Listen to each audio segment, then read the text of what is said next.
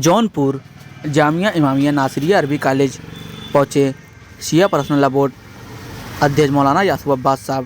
वहीं मौलाना यासूब अब्बास साहब ने प्रेस वार्ता में अपना बयान जो 3 रोज़ा मजालिस नासिरिया अरबी कॉलेज में हुज्जतुल इस्लाम अली जनाब मौलाना महफूजुल हसन साहब अल्लाह की जानिब से मुनक़िद हो रही, उसमें यहाँ में मजलिस व खिताब करने के वास्ते क्या हुआ नहीं।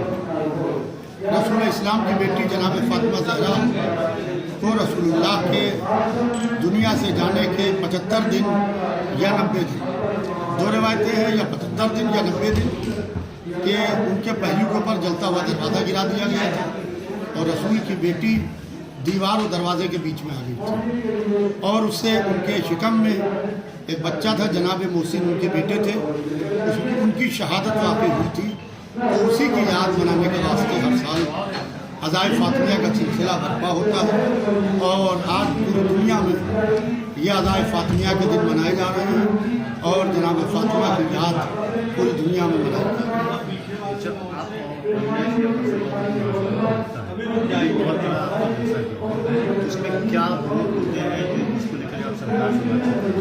देखिए, हमने जो वहाँ रेजोल्यूशन पास किए मुंबई के अधिवेशन में, उसके अंदर हमने इमाम हुसैन अलैहिस्सलाम का नाम सिलेबस में शामिल करने की मांग की, इसलिए कि बड़े बड़े महापुरुषों के नाम सिलेबस में शामिल किए गए हैं और इमाम हुसैन अलैहिस्सलाम ने इंसानियत के लिए जितनी बड़ी कुर्बानी दी है उतनी बड़ी कुर्बानी दुनिया में किसी ने नहीं की है। और इमाम हुसैन अलैहिस्सलाम का जब रास्ता रोका गया तो इमाम हुसैन अलैहिस्सलाम ने कहा था कि मैं तुम्हारी सरहदों से दूर हिंदुस्तान जाना चाहता हूँ जहाँ मुसलमान तो नहीं मगर इंसान रहते हैं। लिहाजा इमाम हुसैन अलैहिस्सलाम ने इंसानियत को बचाया, क्योंकि 2 इस्लाम है, एक गले काटने वाला इस्लाम है, एक गले कटाने वाला इस्लाम है।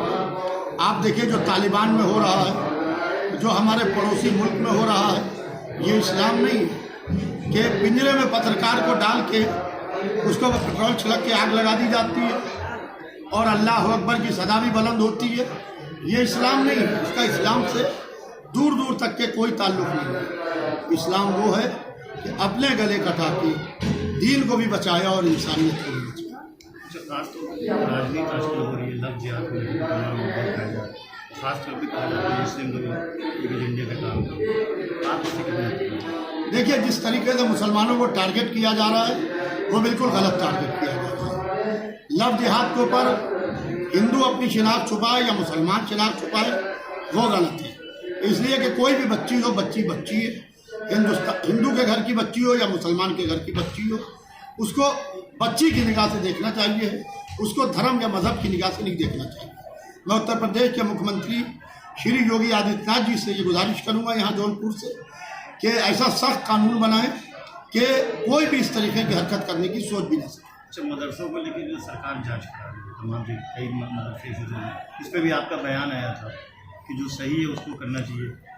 देखिए, मदारिस अरबिया का मुल्क की आज़ादी में अहम योगदान है और मदारिस अरबिया ने हमको governor, IAS, IPS, cabinet ministers तक दिए हैं, बड़े बड़े ओहदों पर फायज और मुल्क को आज़ाद कराने में अहम रोल प्ले किया है। अगर जो कुछ मदरसे शक के दायरे में हैं तो सरकार के पास गुप्तचर विभाग है, एजेंसीज, सरकार उस एजेंसी से जांच कराए। अब एक लाठी से आप सारे मदरसों को हाँकना शुरू कर दीजिए, ये गलत है। लिहाजा मैं हर मदरसे की जांच का विरोध करता हूँ। हाँ, अगर कोई मदरसा है तो सरकार बताएगा ये मदरसा है, उनके गुप्तचर विभाग बताएं। हमारे यहाँ के मदरसे के दरवाजे खुले हुए हैं, हमारे यहाँ दरवाजे बंद करके पढ़ाई नहीं होती है मदरसों में, हमारे यहाँ मदरसों में दरवाजे खोल के पढ़ाई होती है। लिहाजा क्योंकि हम मजहब के साथ साथ, दीन के साथ साथ वो शिक्षा नहीं देते हैं जिसके अंदर मुल्क को तबाह कर दो, इंसान को जो है जान ले लो उसकी, और एक को दूसरे से, दूसरे को तीसरे से लड़वाने की बात नहीं है। कॉमन सिविल कोड पे आपकी क्या राय है? कॉमन सिविल कोड की ऑल इंडिया शिया पर्सनल लॉ बोर्ड भरपूर तरीके से मुखालिफत करता है और हम कॉमन सिविल कोड की मुखालिफत इसलिए करते हैं क्योंकि हिंदुस्तान में मुख्तलिफ मज़ाहिब के लोग हैं और जब कॉमन सिविल कोड होगा तो ये डायरेक्ट हमारे पर्सनल लॉ में हस्तक्षेप है। लिहाजा अगर से कॉमन सिविल कोड सरकार लागू करती है तो हम उसका विरोध